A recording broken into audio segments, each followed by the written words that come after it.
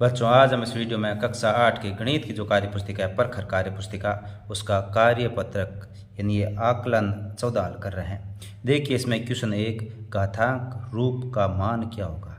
यानी -1 की घात 7, यानी -1 को 7 बार गुणा करेंगे। 7 बार गुणा करेंगे तो -1 ही इसका वापस उत्तर आ जाएगा, क्योंकि माइनस माइनस के दो दो जोड़े होंगे तो प्लस होता जाएगा, तो दो दो के 3 जोड़े बनेंगे तब तक तो प्लस होगा, लेकिन लास्ट 7वां जो 1 आएगा उसका एक माइनस और जुड़ जाएगा, तो ये -1 उसका उत्तर वापस आएगा। दो समांतर रेखाओं के बीच की लंबवत दूरी सदैव रहती है। समांतर रेखा है तो उसके बीच की जो दूरी हमेशा बराबर रहेगी। लंबवत दूरी मतलब इनके बीच की दूरी ये समान रहती है। रेखीय युग्म के कोणों का योग सदैव, रेखीय युग्म होता है उनके कोणों का योग सदैव 180 डिग्री होता है। 90 डिग्री के पूरक कोण का मान कितना होता है। 90 डिग्री के पूरक कोण का मान, तो पूरक कोण 90 डिग्री का, इसको 0 हो जाएगा। क्या हो जाएगा? 0 हो जाएगा, क्योंकि 90 पूरक कोण 90 डिग्री का होता है। दो कोण जिनका योग 90 डिग्री हो तो एक ही कोण 90 डिग्री का हो जाता है, दूसरा 0 ही होगा। इसके बाद में क्वेश्चन 5, मानक रूप में व्यक्त करना है। तो मानक रूप में ये हमने बताया, पॉइंट यहाँ से इस तरह पॉइंट लगाना, तो कितने बाद में 1 2 3 4 5 6 के बाद में यहाँ पॉइंट लगा रहे हैं तो 3.43 और 10 की घात 6 लगाएंगे। इसके आगे अब यहाँ पे 0 लिखने की जरूरत नहीं है। 1 2 3 4 ये 0 लिखने की जरूरत यहाँ नहीं है। 3.43 लिखे और आगे का 1 2 3 4 5 6 के बाद पॉइंट लगा 10 की घात 6 लिखे। इसी प्रकार इसमें क्या करना है, 1 2 3 4 5 6 7 8 9 10 11, यानी 10 की घात 11 लगेगा और पॉइंट यहाँ लग जाएगा। अब पॉइंट से लेके ये जितने अंक है ना उतना ही लिखना जरूरी है। यहाँ 7.004 इतना लिखना जरूरी है, आगे ये लिखना जरूरी नहीं है, ये नहीं लिखना है। इसमें ये मानक रूप हो जाएगा अपने आप। आगे सल कीजिए, इसमें क्या करना है, सल करना है। तो देखिए 3 की घात 3 गुणा 10 की घात 5, 3 गुणा 10 की घात 5 का मतलब तो ये इतना हो गया, इकाई दई सैकड़ा हजार 10 लाख 3 लाख हो गया। 2 गुणा 10 की घात 2 मतलब ये 100 है, 100 को 200 गुणा का 200 आएगा।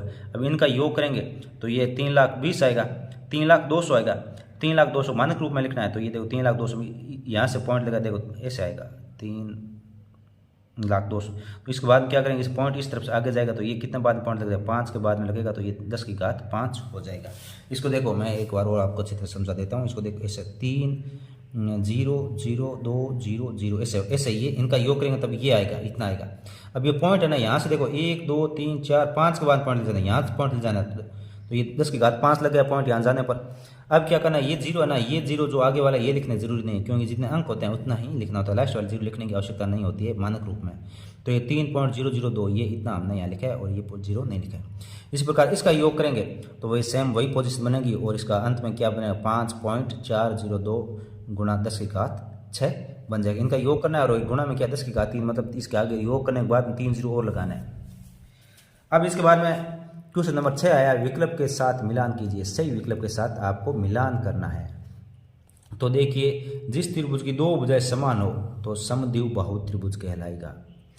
प्रतिच्छेदी रेखाओं से बनने वाले कोण शीर्षाभिमुख कोण कहलाएगा। एक रेखा जो दो रेखाओं को भिन्न भिन्न बिंदुओं को काटती है तिर्कछेदी रेखा कहलाती है। और वह त्रिभुज जिसमें एक कोण समकोण हो तो समकोण त्रिभुज कहलाएगा। उसके बाद में क्वेश्चन नंबर 7 आता है बच्चों, अच्छी तरह से इसको हल करें। देखिए, निम्नलिखित कोणों के युग्मों में से पूरक तथा संपूरक कोण की अलग अलग पहचान कीजिए। तो दो कोणों का योग 90 डिग्री है तो वो तो पूरक होगा, और दो कोणों का योग अगर 180 डिग्री है तो वो संपूरक होगा। तो ये पूरक कोण हो जाएगा, ये संपूरक, ये पूरक, ये संपूरक, ये पूरक और ये संपूरक। योग कर लेना है, जिनका योग 180 आ जाए तो वो संपूरक हो जाएगा और जिनका योग 90 आए वो पूरक कोण हो जाएगा। इसी के साथ ये आकलन 14 कंप्लीट हो चुका है। धन्यवाद।